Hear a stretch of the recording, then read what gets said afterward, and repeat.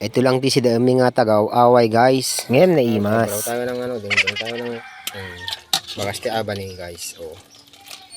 Tapos sitaw.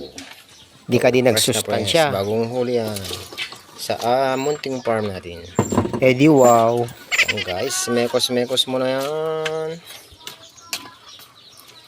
Yan. Yan guys, native lang na luto guys. Yan.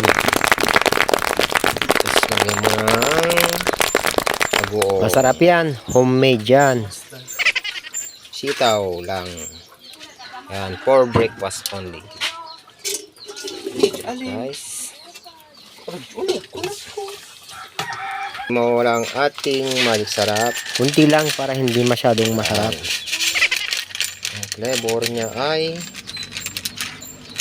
yan guys. O si native na din yan guys. May kalok na nga bakas di kung ano yung aba guys. Eh di nagnanam ita. Breakfast na guys. Yan. Just like and share. Like and share my videos. Thanks guys.